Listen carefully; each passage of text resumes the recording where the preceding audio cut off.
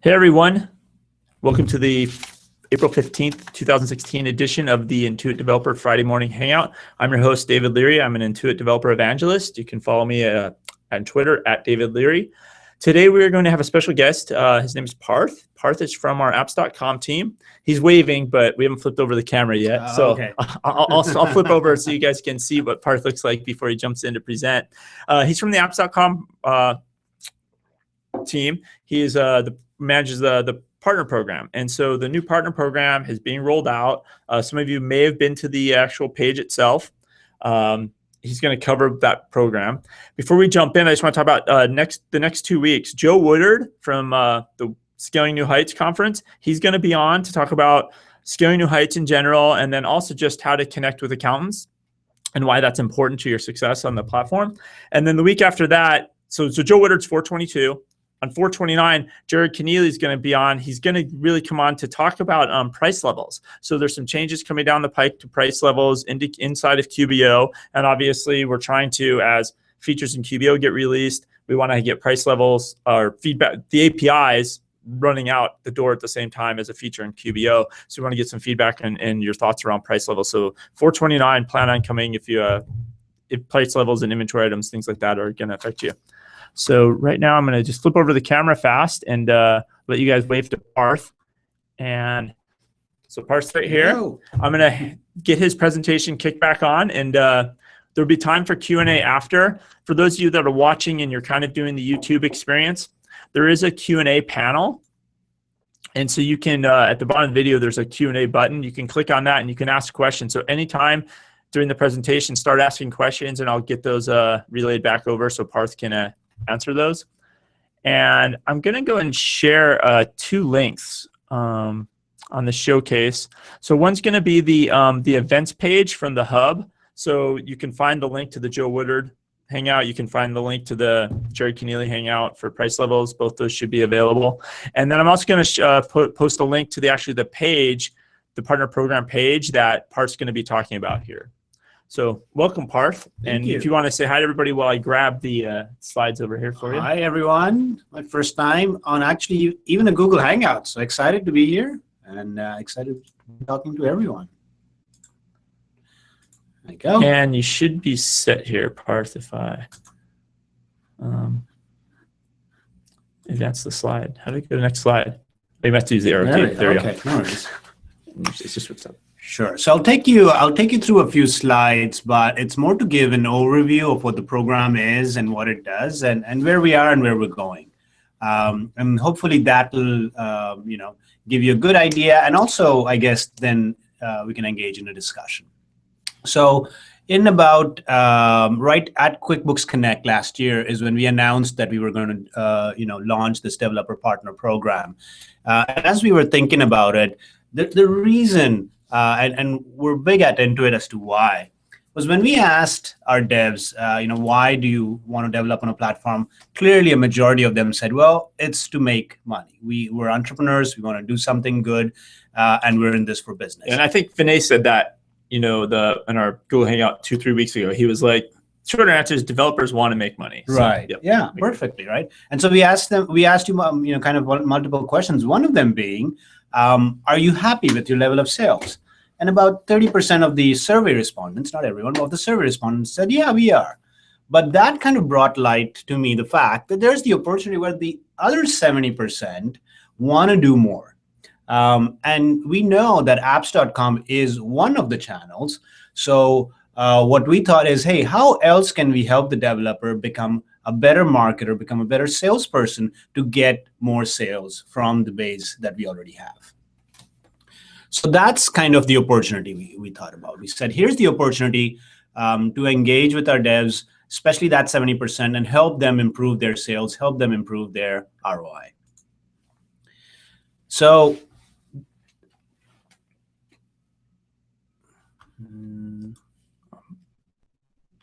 that's the opportunity. So that's what we did. We kind of developed a program that helps DTAP, the devs, help the devs tap into the momentum of the small business apps, especially the huge base we have with QBO. We're over 1.2 million subscribers, globally in QBO.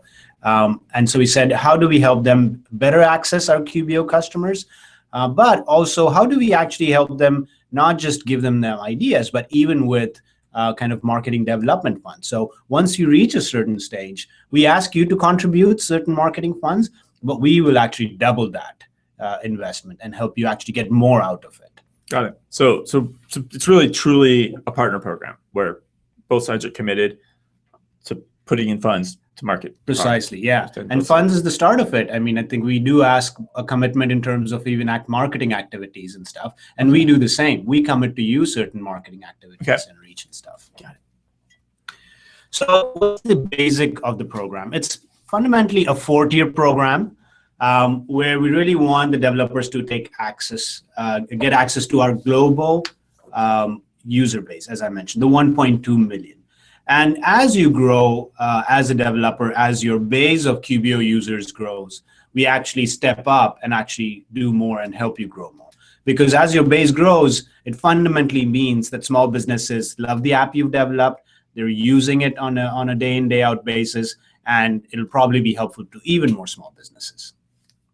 So the URL there is what David actually already posted, but that's going to be the hub for our content, information, FAQ, everything right now. You go there, that's what you'll find.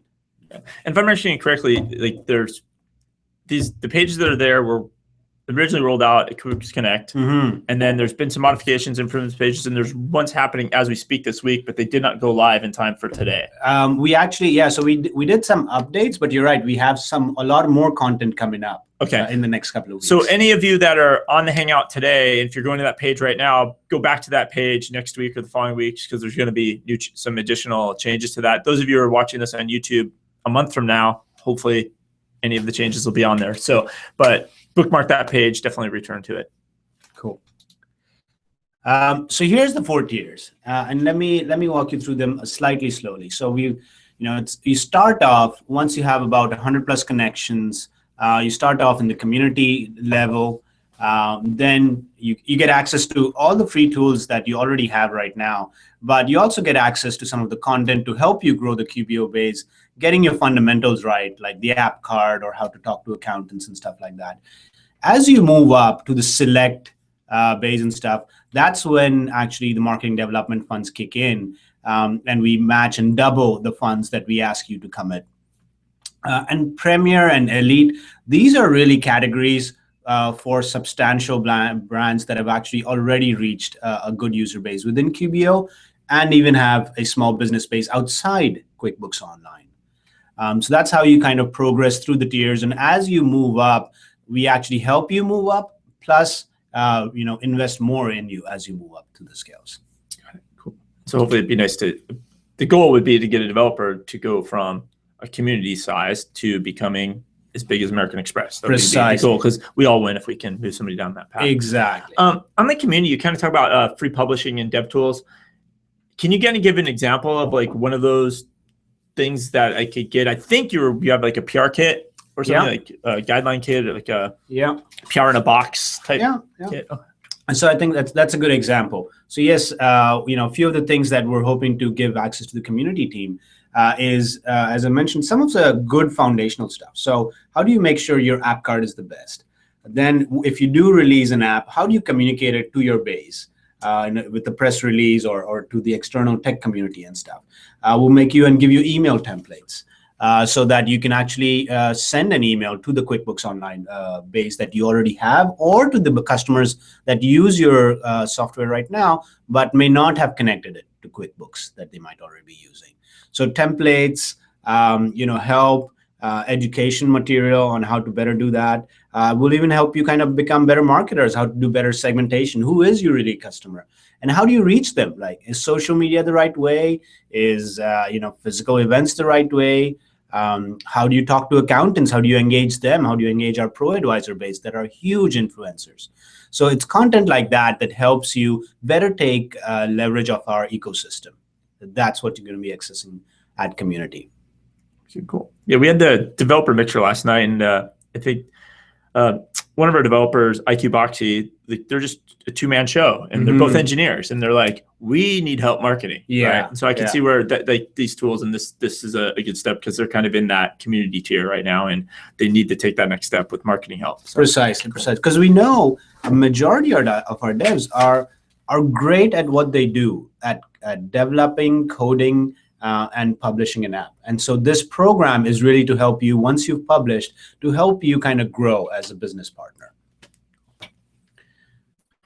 And if we just pause for one moment here, Parth, I just want to remind everybody, you can ask questions through the Q&A panel. In the bottom of the video, there should be little icons or mouse over, and you can actually ask questions. And as those come in, I can queue those up and definitely clarify things for you with Parth along the way. Cool. So on the site, you'll see this too, but here's a quick kind of a few of the qualifications and criteria we use to determine which kind of tier you'd fall into and how we can support you and stuff like that. So yes, net active QBO connections is one of the things, but also your addressable base. How much base do you already have of small businesses that might not yet be connected to QuickBooks? How do customers rate your app? And that's important, because that signifies to us the quality of the app and the service that you're delivering, and so on and so forth. And then as you move up the tier, as I mentioned, we select and onwards, you'd actually sign a contract where, we'd contribute funds, but we'd ask you to kind of go out and find QBO customers that are using your app but are not currently using QBO, and so on and so forth. Okay. So just so I noticed, there's a couple of abbreviations on here. When you say GNS, so for people that might be watching this, what does that mean? Yeah, it means gross new subscribers, and that's a great point. We should keep away from internal acronyms, but it really means that when we start, contributing marketing and development funds and stuff, one of the asks we have of you is reach out to your base and make sure they're using QBO, or if that's the right software for them and stuff. So we'll help you do that marketing, but it is an ask of you as part of the contract. And so I think looking across the board, like one of the major requirements is you have to be on apps.com, correct? Absolutely. So if you have an app with 1,000 connections or 3,000 connections, but you're still not on apps.com, you can't get any of these marketing funds, do any of this co-branded type stuff. You have to. Absolutely. That's actually requirement number one. It's actually assumed it's on the top of apps, as you can see, but for sure. Okay, got it. Great. Yeah. The thing that you see on the side is kind of a matrix of what benefit you get. And I'm not going to walk you through everything, because it is quite small on the slide, but I have put the link on the PowerPoint slide. And as David mentioned, the page, developer.intuit.com/partner program, is where this resides. And it kind of takes you through the different types of benefits you'd get. The biggest one is, of course, marketing communications and stuff. Collateral toolkit also that everyone gets access to, in fact, so it's not showing up, but it's check mark across the board for all the tiers. And then the co-marketing investment that we spoke about, how Intuit doubles it. You get access to some of our events and early warning. I think David sent out an email last week, especially for apps.com customers, that QuickBooks Connect 2016 is open, and so on and so forth. And so we'll try to make sure we do that, is giving you early heads up, giving you early access to some of those things.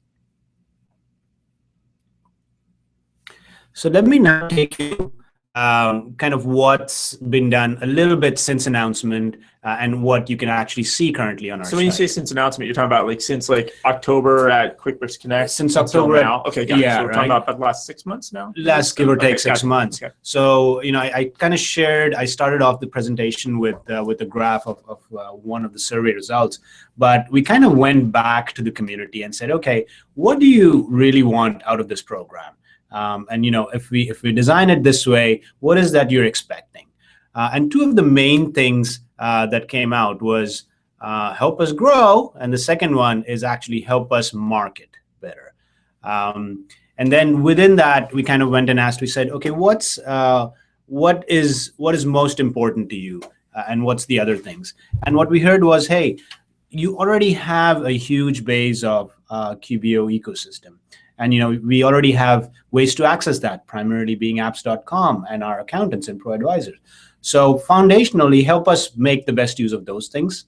And then there's the other things as generally as entrepreneurs we need to do better, how to make a better social engagement with our customers, how to make even our website better with that better SEO or better online ads and buys and stuff.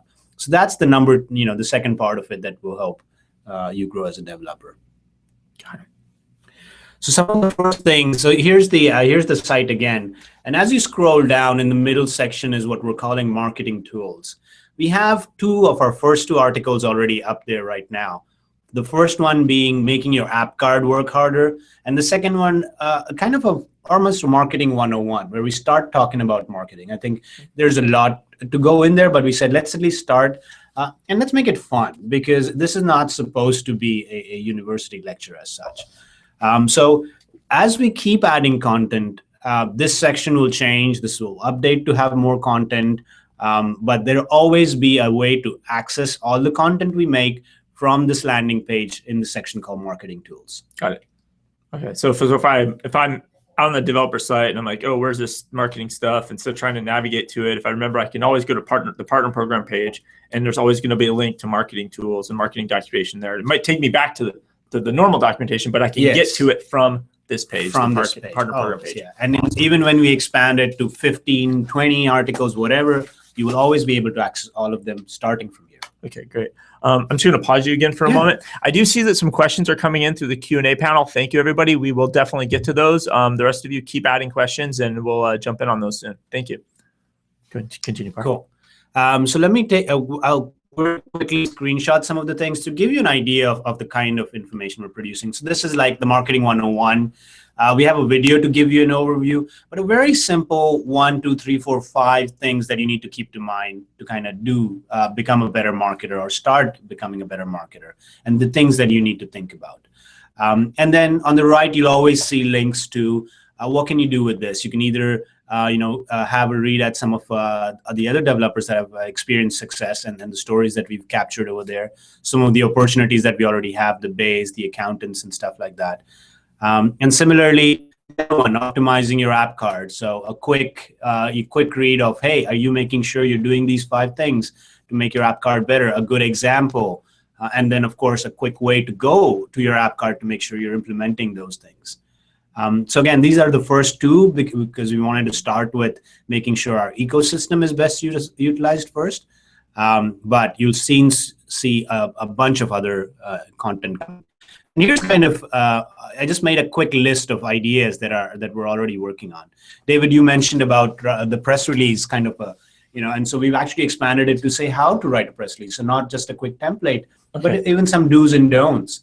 What do you, and if you're mentioning QuickBooks, how to engage us in doing so. Email templates to announce your integration with QuickBooks. I mean, QuickBooks is a great brand, and one of the reasons many developers partner with us is to make sure that the customers who are already using QuickBooks can then take advantage of the app. So giving an email template that actually allows you to kind of almost co-announce it to say, hey guys, we're now integrated with QuickBooks, and that carries weight rather than just a simple text email or something. Got it. Taking the Marketing 101 and going deeper, like how do you really define the audience? In this competitive marketplace where there's so many apps, it is really important for devs to figure out the core problem they're solving and the niche of customers that really will benefit from your app. So kind of helping you do that, go through the exercise, defining that, and then of course finding out how to actually reach those customers, right? And better reach those customers either through social media, through your own channels, through referrals, through accountants, you name it. And many of the other, simple questions that we've had a lot of our dev partners ask us. What are the brand guidelines? Can I use the logo here? And we have some information, but we're beefing it up. As our brand also evolves, we want to make sure we're communicating all of that information to our devs. And lastly, I've put our partner marketing email in there. I mean, this is a list of some of our ideas, but I'd love to hear from our team to say, hey, what about this? Or we'd love to know more about this section of it, or can you explain a bit more how to make use of this?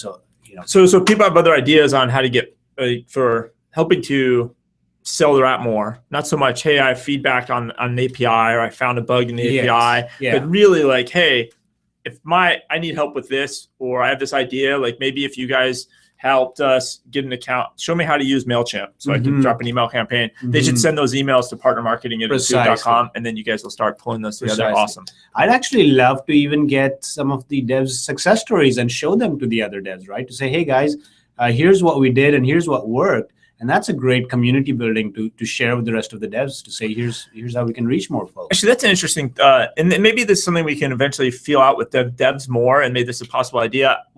We were doing some research on QuickBooks Connect planning, talking to developers, and somebody mentioned, because we have the Own It community, right? Ownit.com. Yes. And that's for small business owners to go in and support each other and give tips and advice. And somebody said there's no developer section there. And it could be an interesting that maybe on Own It, we have a section for developers to talk about how they've successfully marketed their app, you know, and those types of things. So it's something to kind of think about, more of taking this from just being a page where it's one-way content, and maybe it's a little bit more of a community helping each other in a forum type content. Yeah, cool. No, absolutely. That's great. And I keep seeing questions, so this is awesome. I will definitely get to those. I don't know where you're at. I think I'm done on my slides. Okay, Thank cool. you. That's it. I'll get rid of the slides so you can see Part's wonderful face here, and we'll start jumping into the questions. I know I'm gonna have to lean way close because I'm getting old and I can't see them this far away. But yes, this is Part again. For those of you who may have came late, you can always rewind and watch the rest of his deck and slideshow. I'm gonna try to jump in on some of these questions a little bit. And I'm going to probably just take them in random order, nothing specific. I'm just going to, as I select them here, I think there's a really good one here. I think it's came in once or twice now. People are asking about like how you define connections. Is it just QuickBooks Online, or what about an app that has QuickBooks Desktop customers and desktop connections from the past? Yeah, no, that's a good point. How we define it currently is active QBO customers. It is QBO only. And not desktop customers. The reason we wanted to focus in on QBO customers primarily is these are the app developers that are new. There's a long tail of them. We've had desktop and the desktop marketplace for a while. So in fact, our desktop customers are pretty knowledgeable of the apps that they want to use. But there's an opportunity to improve, especially our QBO app ecosystem. Okay. And I imagine with desktop too, I think there's technical issues of we can't, because it's all installed on their desktop. We don't, the connection's taking place in their desktop. We don't know. We can't measure that connection. But with the cloud and the OAuth, we know if that customer has allowed your app to access their QuickBooks data because the OAuth workflows and those tokens and those keys. But on the desktop side, we really don't. Technically, we can never really find that number out. The other thing I think maybe to clarify around this too is when we define QBO, it's paid QBO subscriptions, right? It is paid QBO, not trials. So if you want to try to like game the system and like, hey, I have 1,000 connections and they're all trials, it's not going to work. So it's paid QuickBooks Online customers. And I think you bring a good point to light. In fact, currently when devs log in and try looking at their connections in the developer portal, you see your total net connections, which includes trials, which includes other stuff too.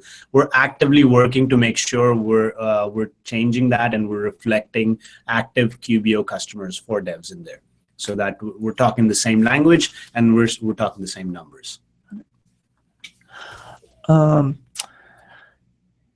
Norman's brought up he's because they have more desktop customers, you think they should get some credit for this. Hopefully maybe we've kind of just addressed that.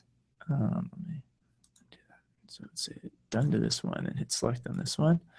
Let me get over here. This is a question from Cliff Mitchell from Clark Shark. He was overall, I said, this is great, guys, but the quota to get to select seems a little high. So, and I think you found that one slide, the quota to get there was 1,000. Yes. Okay. Yeah. We've launched this program, so we are looking to see how many partners are in each tier and how we support them and stuff like that. But I don't think it's a very high quota. If you think the QBO base is at 1.2 million, 1,000 connections seems very reasonable to us to see. It's a trusted app that enough small businesses are using that it's of great value and in a good trajectory.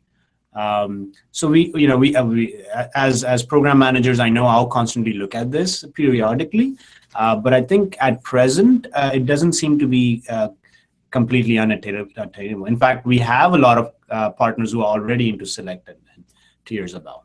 Yeah, I think the interesting thing with this program, and this goes back, I can look at 3 or 4 years ago before you came. You could, Yeah. we kind of jumped into some partnerships. Like if you want to, whatever the select level is now, or even the next tiers up, we jumped into partnerships with apps just based on promise. They didn't have any connections, and then we find out it's not a good integration. And I truly believe that the number of connections is reflective on the quality of the connection, because if a small business won't connect it, like if they're not seeing value, why have it connected? And they just won't connect your app inside.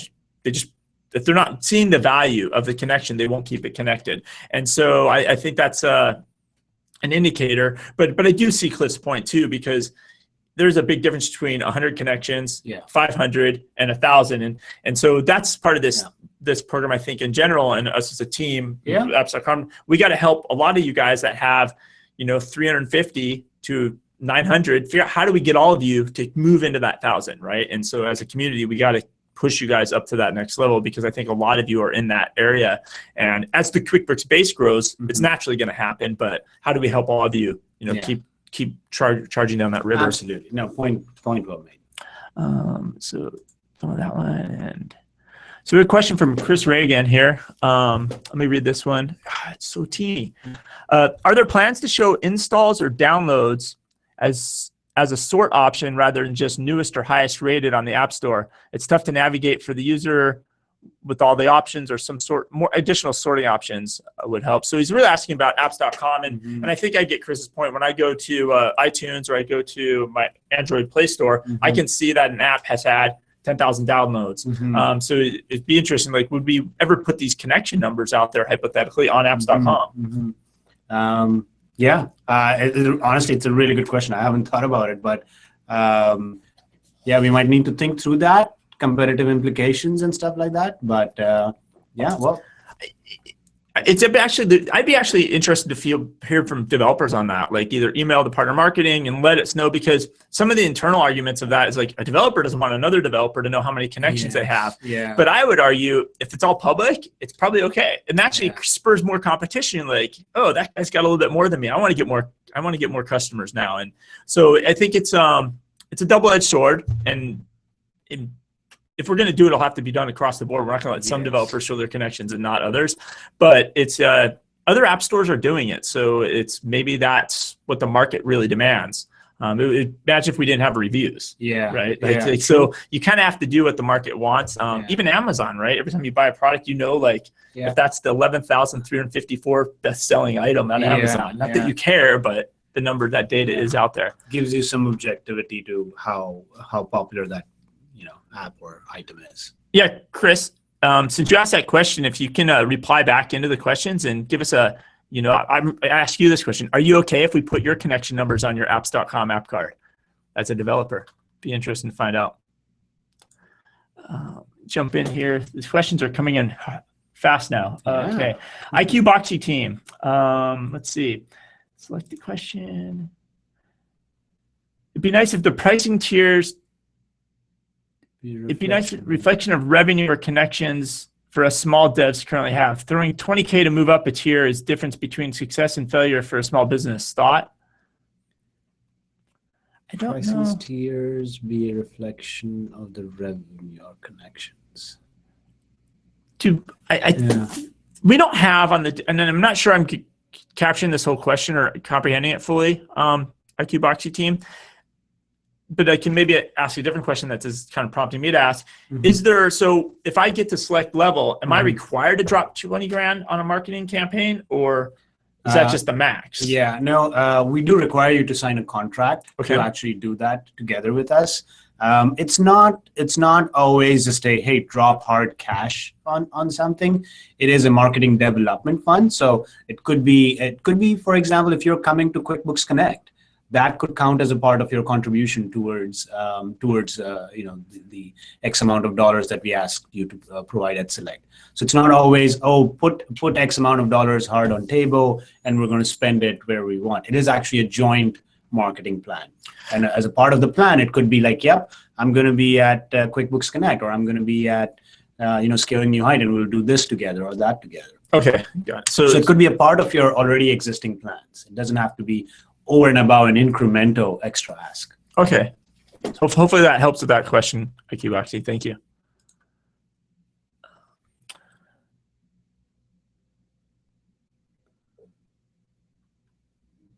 It looks like Norman from Quircon's kind of giving a thumbs up or a vote. He's like, app pricing based on the functionality, and that's is provided, but it'd be nice to see some stats in the developer portal on what's more effective or popular. And so that's kind of interesting because right now, yeah, you can see people's app cards, but you don't know whose app cards are the most effective because you don't see the sales numbers. So that's a really good observation, and it sounds like Norman, you're voting to have connection numbers out there. Yeah, interesting.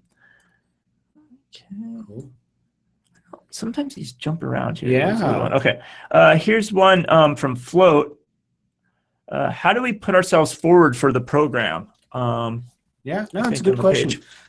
So because we're on the back end, we're able to see the number of active QBO connections that an app has and stuff. And really, we'll actually reach out to you, especially at the community level. You'll have access to everything that we open up. That's the easy part. That's automated. That's self-serve in nature. As you move into the select tier and the premier tier and stuff like that, we'll reach out to you and say, hey, here's what we're doing.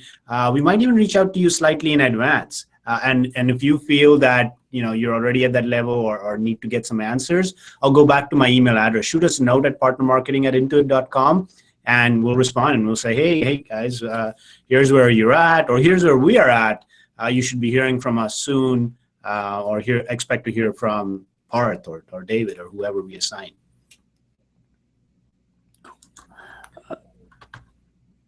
This is a question from Allie Collins, and it's an interesting one. So she's saying that they don't charge by connection, right? So it's something they don't really look at that connection number or track that, and they just log into the dashboard and they can see the total number of connections, and then how can they see the percentage of paid? So I think there's two things here, right? The percentage of paid, they're going to add that to the dashboard to break those numbers out, so you can see your paid versus your trial, because right now it just shows them all. So if internal employees at your company are connecting it to test it out, you're going to see those connection numbers. It's right now, so that developer report needs to be improved.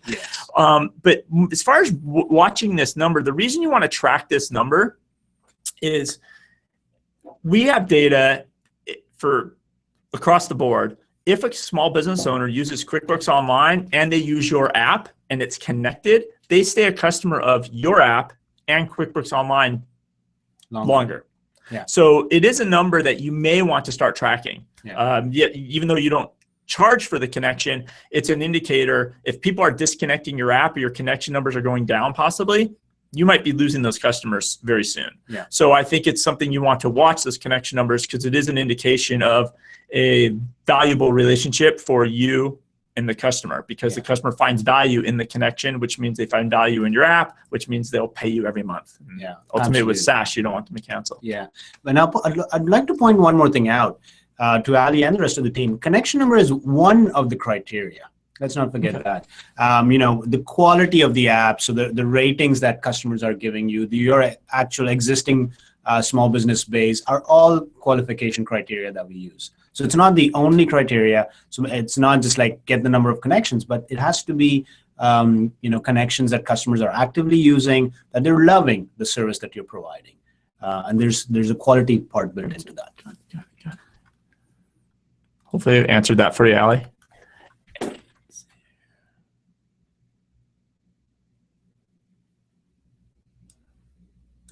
So here's a suggestion from Danya at SmartVault, and I know she's talked to me about this before, and it's really good. But so basically, she's saying that many apps integrate with other apps on apps.com, and I definitely agree. There apps that start integrating with other apps on apps.com tend to be more successful, right? Because they're really jumping into the ecosystem itself. And her suggestion is, right now, as a customer, if you're on the apps.com, you can't see what those apps are, right? It'd be nice to know if SmartVault integrates with Bill.com.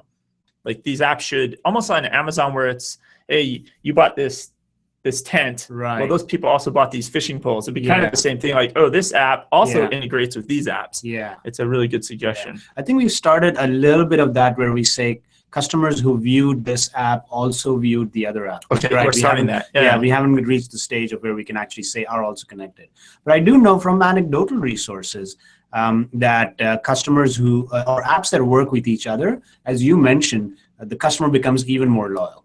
Because for them, there's this ecosystem of apps and QuickBooks is solving bigger problems, and they have to spend less time integrating those things together. Yeah, and I think like a good example is if I remember correctly, because obviously we have whatever 2,000 apps now that have some sort of integration, but I think Method, SmartVault, and QBO, they kind of have a three-way integration, and if you upload a document to one, it gets on all three, or it doesn't. Like they're always constantly in sync, which is really high quality connection, right? Yeah. You're not, it's just in a one-way read or a one-way write. But I think, yeah, we need to communicate that, I think, to small business owners that like, hey, if you use these three apps, you're even going to save more time because these apps work well together. Yeah.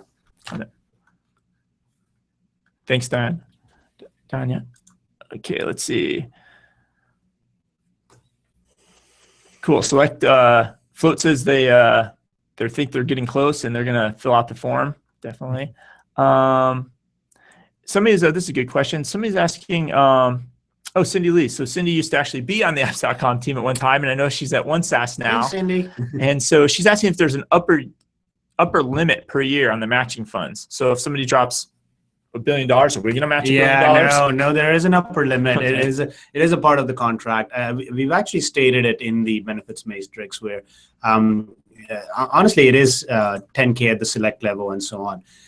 For the elites, there's individual contracts, but there is an upper limit because we promise to double your investment, in that. So there is obviously some give and take over there. There's a question coming in from Jack. Jack's question is he has an accounting firm with 100 clients, and the accounting firm, they don't want to keep the connection open. So every time they use the product, they connect it, then they disconnect it. So essentially, it's going to cause a net zero, but it is 100. It's a kind of an interesting. How do we count that? Or it's. It is active QBO, so that is the issue, but. I wonder why connect and disconnect. Is it because if it's an app that is helping solve an important problem and is connected to QBO and information flows back and forth, why the reason to keep disconnecting it? Yeah, it does seem like if you have 100 QBOs and you have to add it every time you use an app, you reauthorize it every time, those clicks will start adding up, especially if you're an accounting firm. I know Chris Reagan owns an accounting firm. Like those things start adding up after a while the time. The thing is, if they're using it on a monthly basis, the net is zero, but also the net amount's going to be there, right? They're constantly disconnecting, reconnecting, so it'll kind of net out what the real connection number is. It should start averaging out over time. Yeah. Now, if you had a product that 100% of your base did that, that could be a problem. But I think it'll average out over time. Yeah, and we do look. That's a good point, David. We do look at kind of a little bit of a history to see where your trajectory is, and it's not like, oh, week one you reached up and that's it. Cool. So Danya had another question in here. She wanted to ask us if we can address some of the specifics on segmentation, right? Like how they better can reach the accounting professionals or the pro advisors, or I'm assuming even going deeper if you had an app that was for roofers or plumbers. Like how are we going to start reaching that deeper segmentations and those niches? Yeah, so I think there's two ways the partner program is going to help. One is kind of enabling you to better segment and reach those customers, both. And let's talk about small businesses as a segment, and then we'll talk about pro advisors and accountants. So yeah, helping. Through the content, through the tools and tips and toolkits that we develop, we'll help you better reach whatever segment that you're trying to focus on and reach, and even show you how to kind of engage with them or how to use some of the tools already existing out there in terms of social media or stuff to reach and better do that. And the other way is actually, again, as you move up the tiers, is the marketing development fund, right? So we make a joint marketing plan with you to say, how are we going to use these marketing development funds? And in doing so, of course, we'll bring the kind of the breadth of Intuit's experience, but also its reach And so we'll work out new ways and new plans and new places to talk to the segments that your app specifically solves. Okay. I think the other piece of that that's happening from a small, as apps.com evolves and apps.com lives inside of QuickBooks Online, if we know they are a law firm, they will only see apps law firms use. We're not going to put an inventory app in front of them. We're not going to put in an app for pet sitting. They're going to see the apps they want to see. And that, so naturally, I think as apps.com and that shopping experience gets better, you're going to be able to target, your app will naturally float up to the right eyeballs over time. Right now it's kind of on the end user to search for your app. We're not surfacing it as well as we probably could, but I think over time that's going to keep evolving and evolving. Yeah, absolutely. And I think you bring another good point, is we're also constantly looking at where within the product your app shows up. So there, it shows up on the apps tab as the app store, but throughout the product also we're looking at the right spaces to bring up the right kind of apps for the customers. And that again keeps evolving and keeps improving. So an example of that would be, I think if I'm thinking out loud here, if we notice in QuickBooks you're syncing a bunch of transaction or a bunch of sales data from PayPal, we'd probably surface up, hey, instead of you doing this or typing these in manual, exactly, we're gonna surface up a sync app or sync app app to do precisely, that. right? Yeah.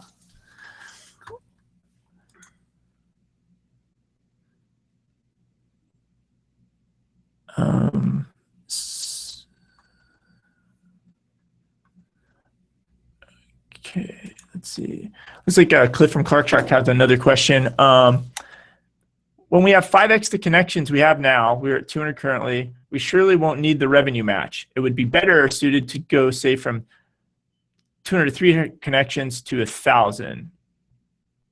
So maybe a clarification here. It is not a revenue match as much as it's a co-marketing fund. I don't know. I don't know if we want to clear that out. Yeah, Cliff, and please clarify us for this, Cliff, but it sounds like you're saying, hey, once you hit, like you're confident, if you get to 1,000, you don't need marketing help from Intuit. Like you're making money at that point, a lot of money. And so you really need the help now that you're in the 200, 300 connection range. Once you hit 1,000, you may not really need the help as much. If I understand that correctly, please put another comment or let us know if I clarified that or not. Because I could see that point. You're right. For a lot of developers, if you have an app, $40 a month, 1,000 paying customers, you have a substantial business model there at that point. True. Yeah, that's true. It's a good problem to have, I guess, Cliff. So let's see. Close this one out. Get that out of the way. Oh, it looks like Chris Reagan got back. He's definitely Tax Planner Pro. He's okay with putting those numbers out there on apps.com. And I think he has another little, but he's really wondering how the end user could use the data. If you're a brand new user and you go to apps.com for the first time, I wanted to see what is popular. It gives much more street cred in some ways versus the reviews. So yeah. So Chris is definitely arguing, like, get the connection numbers public. Yeah, no, I think that's a good point. And we've seen good examples of that on other stores that help decision making. So for sure, Chris. Cool. I'd like to see, and it goes back to the old Blockbuster video days. The video store would have like that shelf for like the staff's picks, right? Yeah. And the same thing. I think I've seen like editor picks or staff picks even on like Google Play Store. Right. And I'd like to see something like that. The team, like what apps. Hey, here's an app, because like I get exposed to apps that maybe it'd be cool to like, hey, here's an interesting one I saw this way. There's an app coming on for it's called Junkyard Dog, and it's just scrapyard management, right? And it's kind of like, it's kind of cool. Hey, check it out. Here's my pick of the week. I saw this app. It's interesting. Bubble it up. It'd be kind of cool to have an editor's pick section on our show. For sure. We started doing a little bit of that when we engaged with our accountants and stuff. And we have a few collections at the bottom of our app store, kind of grouped under, project management apps and so on. But yeah, I think we can do a better job with that. Okay, it looks like we answered Cliff's question properly. He gave us a nice yes, so we covered that correctly.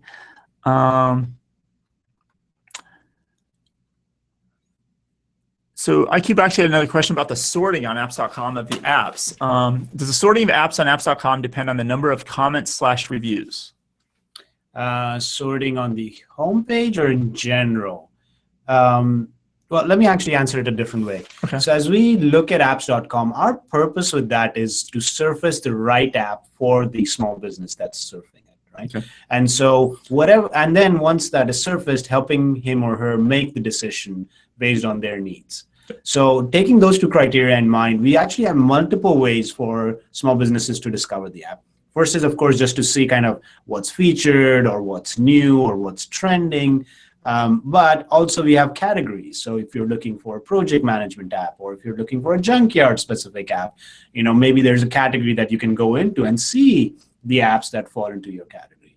So here's two quick ways. And the third way, as I just mentioned, is we're building some collections, which kind of said, hey, if you're a membership-based business, maybe here's a collection of apps that kind of might make sense to you because you're looking for a subscription-based thing or recurring billing and so on and so forth. So again, and of course, we spoke about inside the product, multiple things in there. Of course, the apps tab, but also showing up the apps at the right places for you. If you're looking at your customer list within QBO, what are the CRM apps or things like that that you might want and stuff. So again, multitude of ways, and our objective there is, hey, discover what might be right for you. And once they're on the, let's say, consideration of 2 or 3 apps, that's where actually the reviews and the comments, I think, come in. And that becomes important in their decision making to say, hey, is it an app that is loved by businesses that are like me? That's one of the first things that I know when I look at when I try buying something.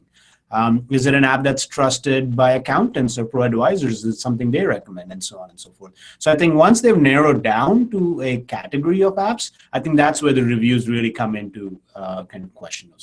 I think I noticed the reviews too recently. I don't know when it got changed on apps.com, but all the new reviews now, when a customer writes a review, they have to specify what type of business they are. Mm-hmm. It used to be an optional field. Now it's required. So it's actually kind of good if you're of a carpet cleaning business. Eventually, it'd be great if you could see all the reviews written by carpet cleaning businesses. Yeah, and that would help you figure out what, like, hey, this app rates really high with carpet cleaning businesses. It's not there yet. So the first step, right, is to capture that data. So we're starting to capture that data. Now, how do we get that out there? Because that'll help a lot, right? If every time somebody writes a review, they say who they are and what type of business they are, that's going to help you as a shopper know, oh, absolutely. Because if a fish food store reviews an inventory app and you're a restaurant, maybe that's not the right app for you. Yeah, true. Cool. It's a very good question, and they keep coming. This is a good question from Chris. So Chris is asking about the trending section on apps.com.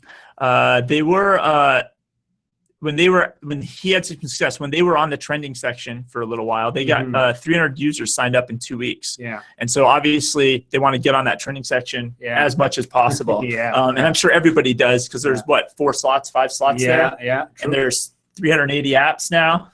Yeah, at least in counting. And that, honestly, Chris, I think the fact that you got those users was a causation for why you were there. It is an automated feed in that sense, and really does depend on who are the apps that are really getting traction in that specific period of time. So if you continue getting traction, I think you continue being there.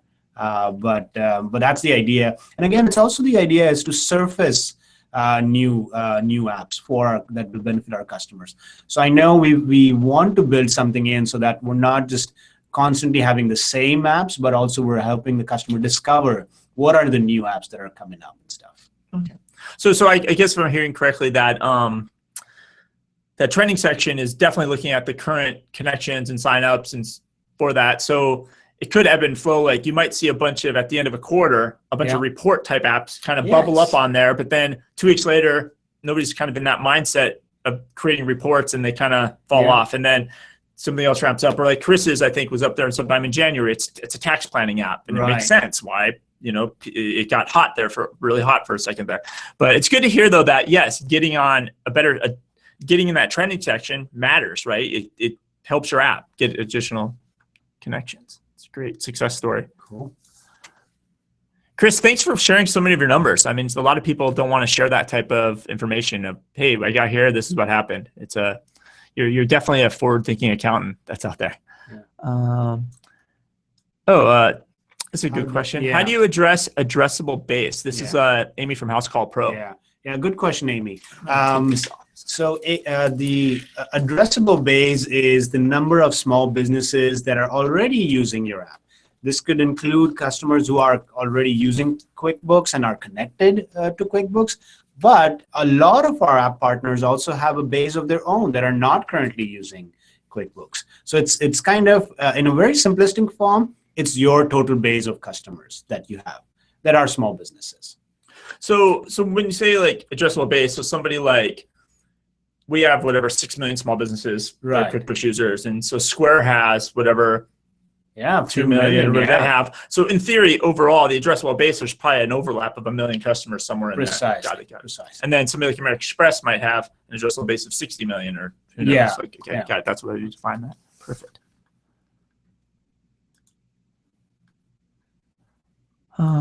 Let's read this one here. This is from Fadi George. When you mention the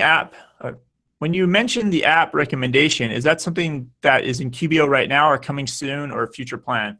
I think it's always been future plan. Like that's always been that long-term vision that we're really smart about surfacing those apps. Yeah. Not yet. It's definitely not in there yet. Yeah, because we're very conscious of the fact that we do not want it to be an advertising kind of a model. We really wanted to surface the app right when the customer wants it and also surface the right kind of apps. So that's why we're actually, I guess, even more careful, because if we cross the line and the customer feels that we're advertising to him, he's going to turn that off and he's going to avoid that space or that recommendation now and into the future.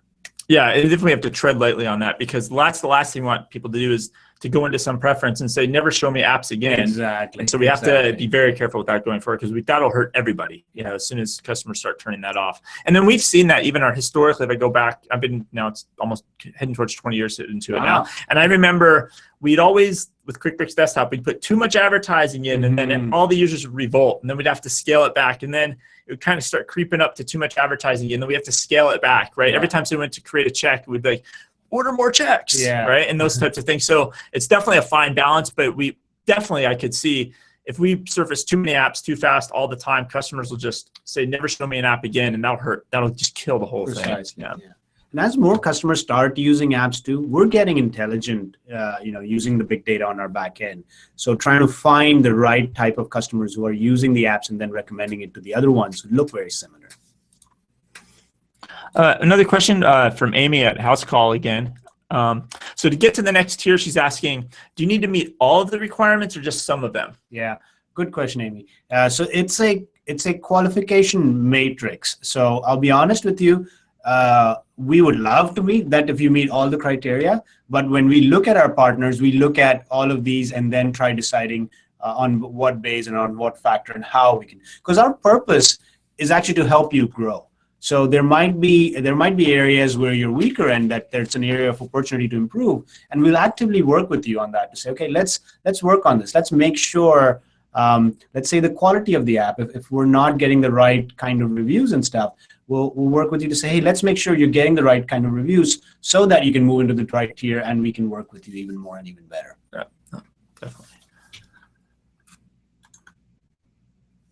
And another question from Norman at CoreCon, and this goes to a niche question, which is really interesting because I'm always bringing that up with you. It's like niche apps, etc. So if an app is strictly for one vertical and shouldn't have a higher ranking than a horizontal play. Yeah. You can take this or I can take this. I've thought about it a lot. Okay. Let's see if I answer it correctly. So I kind of find vertical apps and niche apps really, really fascinating, because you have, yes, an app where let's say you take a photo of a receipt, right? And, expense tracking app. Yes, the base of those is tons and tons. Like every QuickBooks user in theory should be using that app, right? But there's also 45 players all doing that same thing. So there's a lot of noise and a lot of competition there. But as we move towards marketing the apps better, when we know somebody's in construction, they're only going to be shown the construction apps. So all of a sudden now you're actually getting, as that niche app, you're going to get preferential treatment just by default, naturally, over a generic photo of a receipt app, because those are just going to be combining is not the right word, but they're just general business workflows versus a niche app. And so I think over time, the niche apps at one level, it's harder to move up the rankings, but they're naturally going to get a leap somewhere as we get smarter with the App Store. So it's kind of where I see that headed. Yeah, no, for sure. And I'll give us different perspective from just as a marketer, having done this. There's a fine balance between becoming extremely targeted and narrow on the audience that you're serving versus being a little broad. And the benefit of becoming narrower is you can improve your experience for that niche. But then when you become very narrow, you actually reduce the customer addressable base you have. And that hurts your business planning and stuff like that. So it's a fine balance in saying, I will only serve corner retail stores that are Southwest facing. But then there's not that many of Southwest facing corner retail stores on the App Store looking for that specific app.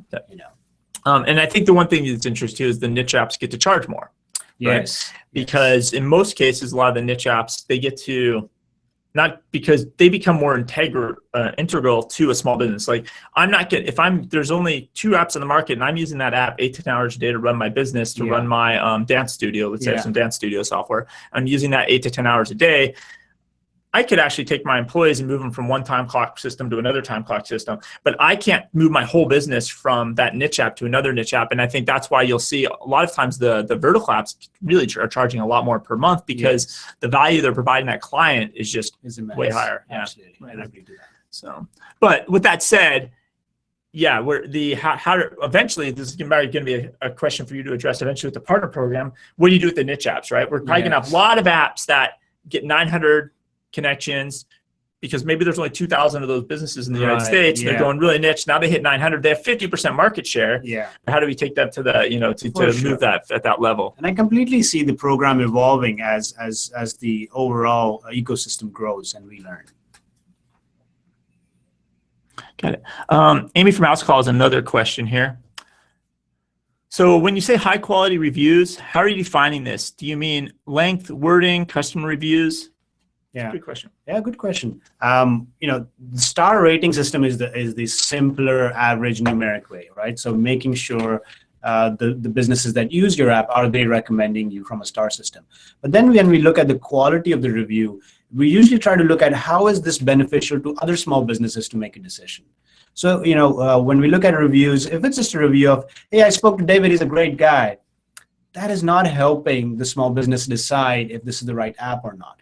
But if the review says, you know what, I've used this app for 45 days, here's what's really good about it, here's the areas that they can change and improve, that's a really good review that helps another small business make a decision. And think of it this way, put yourself in the small business's shoes and say, what kind of review will actually help them make a decision? If it's recommended, if it's a business like me giving an in-depth review on stuff, the areas that are good, the areas that might actually need to be improved. If the developer is responding to some of the reviews, I think that's a great thing for me to see. That means the developer actually cares for the customer and stuff. To engage, yeah. To engage and stuff, right? So I think that's what we mean by quality of the reviews. Yes, star system is one, but I think it's also the content of the reviews that are there. And I think the reviews, like I've said before, is the number of connections is a reflection of the quality of the connection, right? Yeah. And that reflects back to the reviews eventually. But the other thing I think that's interesting in our space, there's the reviews on apps.com for sure, right? That are very measurable and they're there. You can count how many they are and you can read them. But this is an ecosystem and a community, right? So ours are the ground. I will hear from accountants. They'll be like, hey, I like this app. I can tell, sometimes I can almost, before an app starts getting traction or is about to kind of explode, I can hear the rumbling from accountants who are like, yeah, I checked out this app. It's really cool. They haven't written a review. Maybe they haven't rolled it out to their clients, but I can almost predict or have a feeling like who's going to kind of pop next. I think I saw that with somebody like HubDoc. You could almost smell it. This time last year, I was like, HubDoc's going to start getting some traction. Like I can just tell. You hear from accountants, and I can actually, Amy, talking about house calls, et cetera. Like my ears are always the ground. Every time I go to a restaurant, I'm looking over the counter to see what point of sale they're using. I'll ask the waiter or waitress, hey, what do you think of that point of sale? Yeah. Whatever it might be. Every time I interact with a small business, I'm always investigating what apps and things they're using. But coincidentally, I had dinner 2 weeks ago with somebody who happened to be he managed a carpet cleaning business, and they used QBO and House Call, and he was talking about how great House Call was. So the reviews, I think, are also somewhat subjective, right? Like if I hear the word on the street review doesn't match the apps.com review, I'm going to tell Parth. So that's the thing too. I think the review system can't just be gamed, because I'm out there always, like, word on the street is definitely out there. And they should reconcile through. If your app has 5-star reviews, but then I know 3 or 4 accountants have texted me saying I hate this app, that's not going to reconcile through. Because that's the real word of mouth too. Like, as you said, if someone games the system and just gets a few stars on the store, doesn't mean they'll get the traction, connections and stuff, because the word of mouth will stop it. Yeah, I mean, everybody should have their mom review their app once. Yes. Get that one 5-star review out of the way. Get your mom to review it. But they definitely want real, definite, genuine reviews, because I think if the last thing you want to do is, like, kind of kid yourself. It's like Emperor's New Clothing or something. Yeah, absolutely, for sure. It looks like Amy's got another one. Man, Amy's keeping us busy here today. Just as a time check, normally I run this from 9 to 10.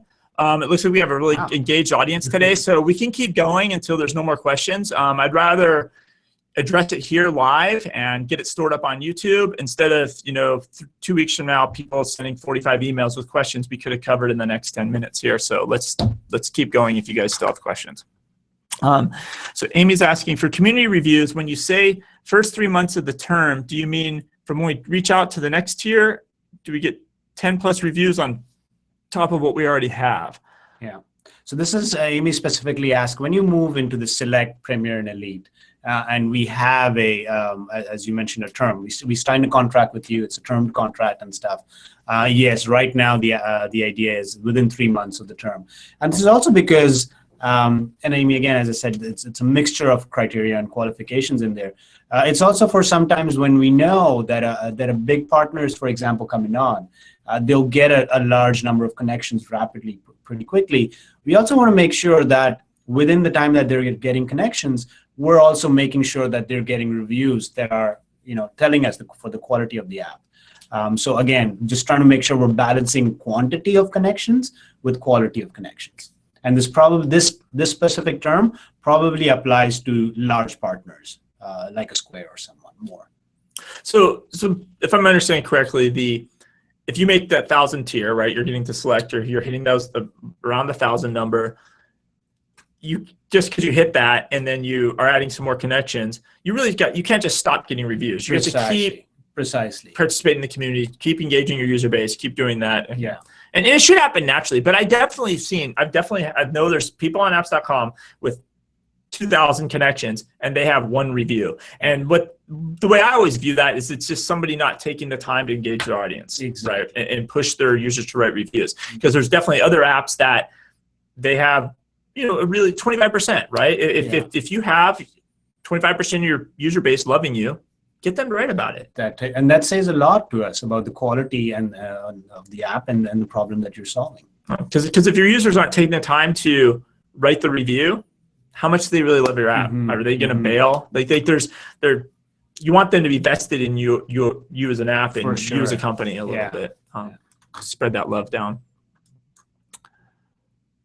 Looks like Danya is jumping off, but she said she looks forward to reviewing the detail of the new program. Yeah, so everybody, I did put the link in the showcase, but Parth, go ahead, do your marketing, say the URL. It's developer.intuit.com, our hub/partner program.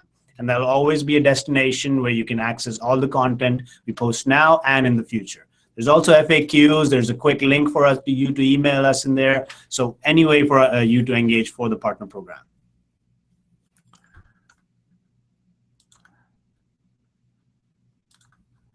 And unless we've got another question kind of regarding the kind of informal bias of the reviews. This is coming in from Fadi. How do you eliminate the bias of the number of reviews for the top-rated apps without creating a snowball effect? Example, more reviews equals higher position, higher visibility equals more reviews, and that treadmill kind of happens. Yeah. I think I'll challenge the one assumption here where higher position and visibility equals more reviews. I do fundamentally believe reviews are an effect of the app developer engaging with their audience themselves, and not just because an app is up or trending or popular. And I see this from a factor of anytime a new app launches, it's on our new app carousel. Does not mean that they're getting any reviews, even though they're top of the homepage and stuff like that. And so that's just a quick example, but it's It's not a direct causation and correlation. I've seen app developers where they have a much smaller base, but they've done a much better job of engaging their base and therefore have much better quality and quantity of reviews. I think if I look back at this historically, it is a little bit of a snowball I can see, because the stress on getting reviews was really based on the end user's behavior on the app card. So an end user would go to an app card and they basically look at this. They look at the pictures, they look at the price, and they read the reviews. That's it. Like, to some extent, I could argue we should do an experiment where somebody tries to have an app card with no text. They're just pictures, because that's really what the eyeballs travel to. The price, the pictures, they go through all the pictures, click, click, click, click, click, and then they look at the reviews. So if your app doesn't, so that's where I can go 4 years ago, really stressing on developers, you got to get reviews, you got to get reviews, you got to get reviews, because if you don't have any, they're off your app card going to the next one. And so, and then because we had that sort option by reviews, it's almost like a self-fulfilling prophecy. Like, you can't be successful if you don't have reviews. But I think it's, people are interpreting it as like, oh, you can't even be on the top of the list without reviews. And it's really the other way around. Like, you need the reviews to be successful, because they won't stay on your app card without the reviews. So, but I do see how it's kind of like this weird snowball effect that could be happening. And the best way to get it to not eliminate that, but offset that, is as the shopping experience becomes smarter, right? Like, that won't be the view people go to first. Right now, it's a view I think that's utilized a lot. And I don't know how much it's utilized by the customers as much as the developers. I think the developers sometimes get competitive, and they're always sorting it on that. And they're like, oh, I want to be above the fold. I want to be above the fold. But it's an interesting view. But ultimately, you have to have reviews, because if you don't have a review on your app card, the customer is not going to be on your app card very long, which means they're not going to convert. It's the one objective point of view for a customer to make a decision. Yeah, thanks for joining, Amy. I'm glad we covered all your questions.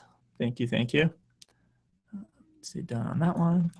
And Chris Reagan has another data-related question. So he says, I've data mined the reviews extensively. If you have an app that requires a lot of customer service help, reviews are much more prevalent. It's, i.e. time tracking, much harder when they don't need any help. Avalara is a great example of that. That's interesting, Chris. That's a really, really interesting point of view. I know that when I had View My Paycheck on there, one of the, I definitely, every time I had a customer that I would resolve an issue, a tech support issue with, right, I would end the email chain with hey, I hope you and your employees love using View My Paycheck. And then the customer would, if they replied back, they're like, oh, we love it. Something like that. It was like I had the hook set, right? And I could instantly ask them for a review, and it's a really good strategy, right?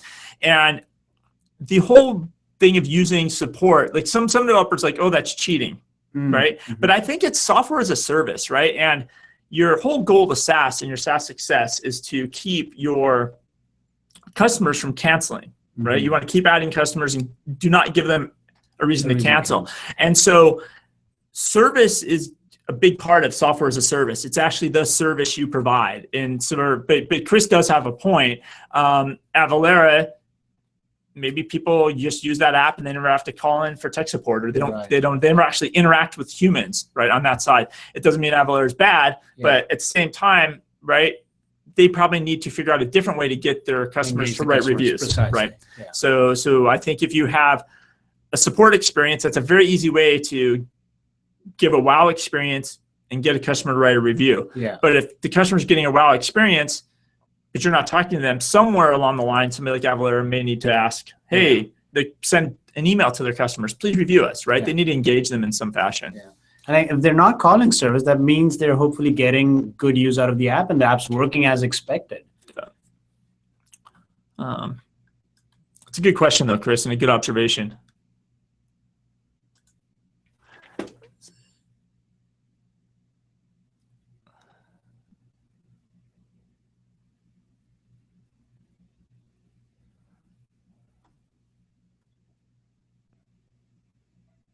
Cool. I don't think there's any new questions coming in. So a lot of people are just kind of thanking us for doing this, and definitely thank you. If you have feedback, what's the email address again for the partner program? Partnermarketing@intuit.com. Okay, definitely shoot those emails in. This will be up on YouTube for those of you that want to watch it over and over again. hit the website. There will be changes coming out on the website. Parth, where are you going to be next? Like, what's going on the next couple of weeks? Are you going? We're thinking of for Scaling New Heights. That's coming Okay. up. It's not in the next couple of weeks, Okay. but in content-wise, I think what we're excited about is what a few things we spoke about. We want to give a good toolkit for press release stuff.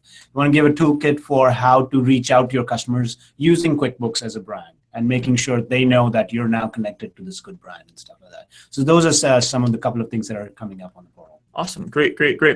Just thank you, everybody, for attending. I'm going to shut off the broadcast here. But remember, next week, we're having Joe Woodard from the Woodard Group. He's going to talk about scaling new heights and, in general, how to engage with accountants.